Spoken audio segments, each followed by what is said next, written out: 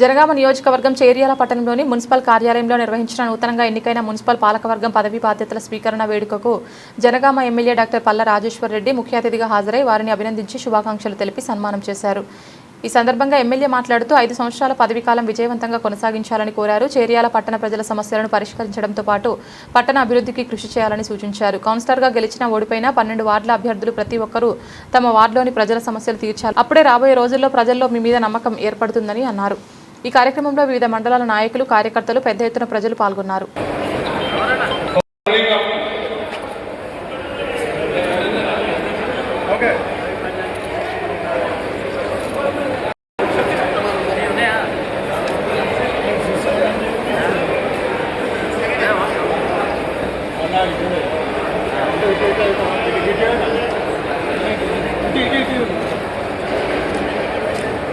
పెద్దలు శ్రీధర్ రెడ్డి గారు, పట్టణ అధ్యక్షులు, మండల అధ్యక్షులు, మండల మాజీ ఎంపీపీలు, మాజీ జెడ్పీటీసీలు,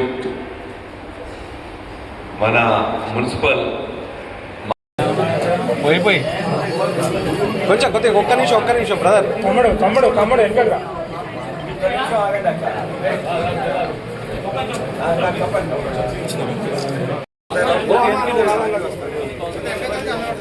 సార్ ఇది చూడండి సార్. అయిన తర్వాత ఓన్లీ కౌన్సిలర్ రెడీ. సాధారణ కొంచెం వెనక జరిగే. సాధారణ ఇది చూడండి, కొంచెం వెనక జరుగు. రైట్, ఓన్లీ కౌన్సిలర్ ముందట్లేక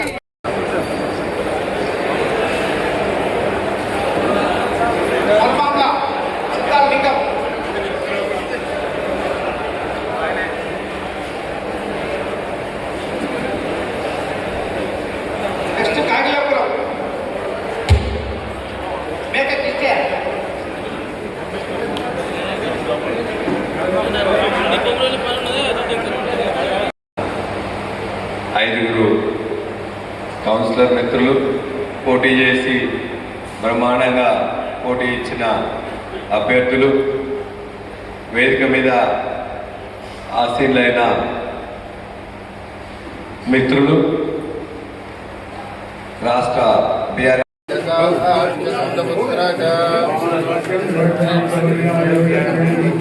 కమిషనర్ గారు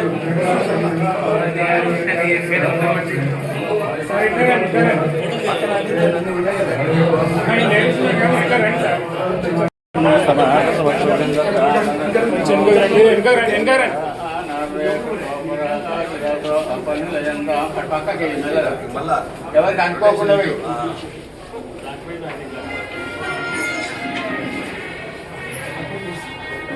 ఇక్కడ ఇంకోసారి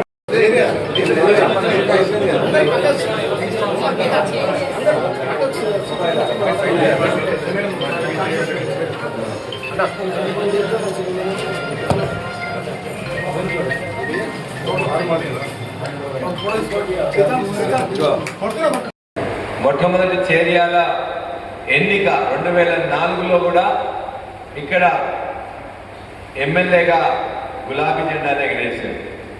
రెండవసారి కూడా మరలా రాజీనామా చేసి మళ్ళా పోటీ చేస్తే కూడా మళ్ళా గులాబీ జెండానే ఎగరేశారు. ఆ తర్వాత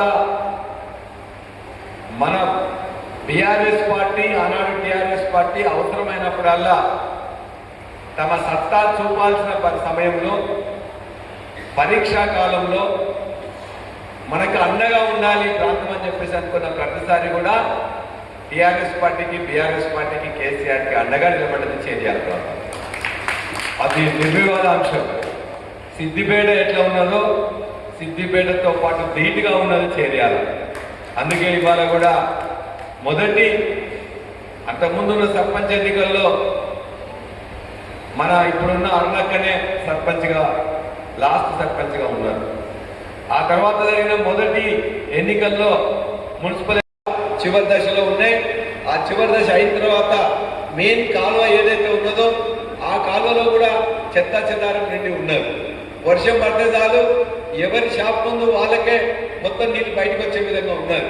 ఒకసారి ఇది కంప్లీట్ అయిపోతే గాంధీ విగ్రహం దగ్గర ఉన్న బ్రిడ్జికి సంబంధించిన పనులు అయిపోతే అటుపక్క ఉన్న ఇటుపక్క ఉన్న మొత్తం 2 మోరీలు కూడా సాఫ్ చేయించుకుంటే వర్షాకాలం కానీ ఎప్పుడు కానీ వస్తే ఆ నీళ్ళని కూడా పోయడానికి ఆస్కారం ఉంటుంది.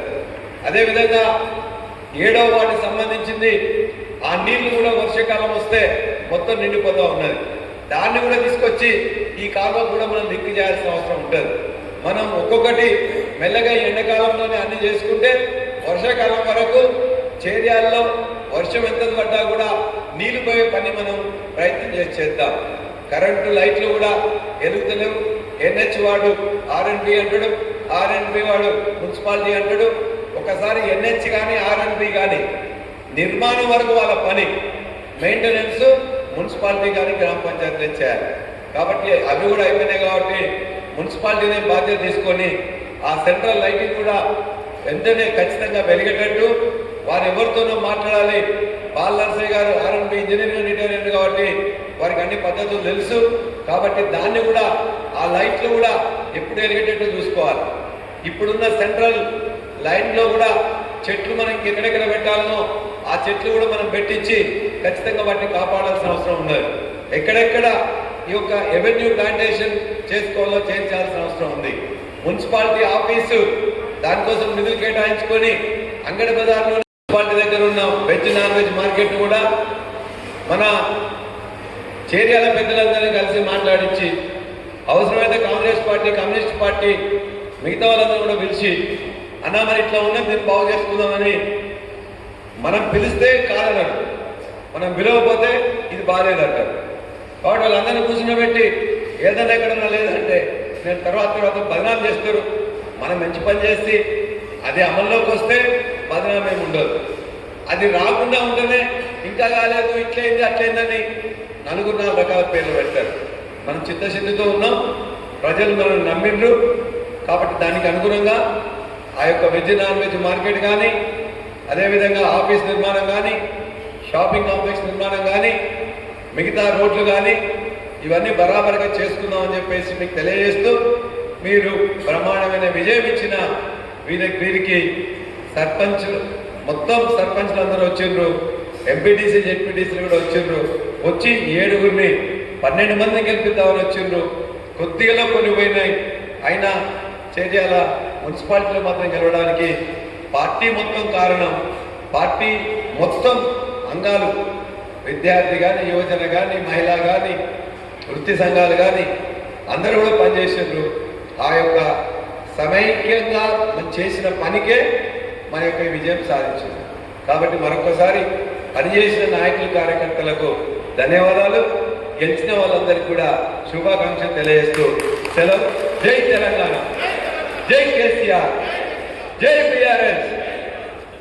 ఇప్పుడు